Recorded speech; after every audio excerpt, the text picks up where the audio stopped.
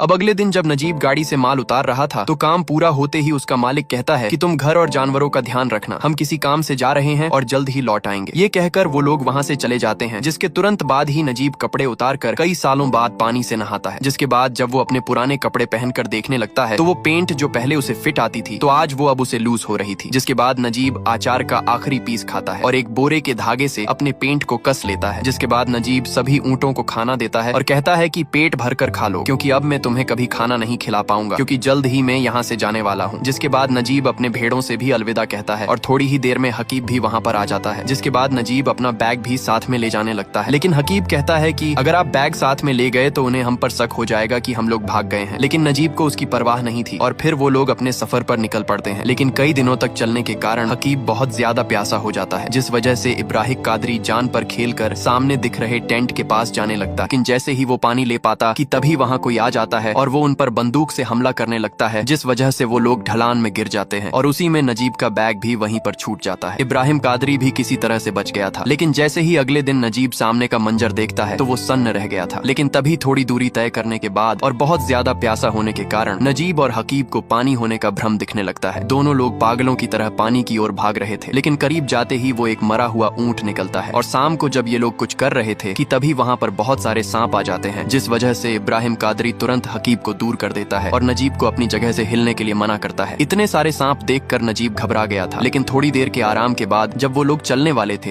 कि तभी नजीब के पैरों में बहुत सारे छाले पड़ चुके थे, जिस वजह से वो चल भी नहीं सकता था। पर तभी इब्राहिम कादरी अपना कपड़ा फाड़कर नजीब के पैरों में बांध देता है और फिर वो लोग चलने लगते हैं। लेकिन अब पानी के बिना हकीब की धीरे धीरे हालत खराब होने लगती है, लेकिन फिर भी वो लोग आगे बढ़ रहे थे। हकीब बेहोश हो चुका था, जिस वजह से इब्राहिम कादरी उसे उठाकर चलने लगता है, लेकिन अब धीरे धीरे हकीब की भी शरीर जवाब दे रही थी। दोनों लोग चलने की हालत में बिल्कुल भी नहीं थे और तभी इब्राहिम कादरी को अपना पसीना हकीब को पिलाना पड़ता है। लेकिन फिर भी वो लोग किसी तरह से बस चलते ही जा रहे थे। लेकिन तभी अचानक हकीब को शहर दिखाई देने लगता है और वो बिल्कुल पागलों की तरह उसी तरफ भागने लगता है, पर साथ ही में वो रेत भी खाने लगता है। वो पानी के कारण पूरी तरह से पागल हो चुका था, लेकिन तभी उसे खून की उल्टी होने लगती है और थोड़ी ही देर में हकीब अपना दम तोड़ देता है। नजीब इब्राहिम कादरी से मदद मांग रहा था, पर उसे भी पता था कि हकीब अब नहीं बच पाएगा। लेकिन तभी इब्राहिम को कुछ अजीब लगता है और जैसे ही वो सामने देखता है तो एक भयंकर रेतीला तूफान उन्हीं की ओर आ रहा था, जिस वजह से इब्राहिम नजीब को जबरदस्ती अपने साथ खींच कर ले जाने लगता है। लेकिन अभी भी नजीब हकीब के लिए रो रहा था, पर तभी इब्राहिम नजीब को ही उठाकर तेजी से भागने लगता है। लेकिन तभी वो लोग रेतीले तूफान के बीच फंस जाते हैं और उसका सामना करने लगते हैं। लेकिन अगले ही दिन रेतीला तूफान चला जाता है, लेकिन अभी भी नजीब हकीब की याद में सुन्न होता है। वो आगे बढ़ने के लिए तैयार ही नहीं था, लेकिन इब्राहिम के जोर देने पर वो लोग आगे बढ़ने लगते हैं। लेकिन तभी नजीब बेहोश होकर गिर पड़ता है, क्योंकि उसके पैर के छाले अब बहुत ज्यादा बढ़ चुके थे, जिस वजह से इब्राहिम अपने जूते निकाल कर नजीब को पहना देता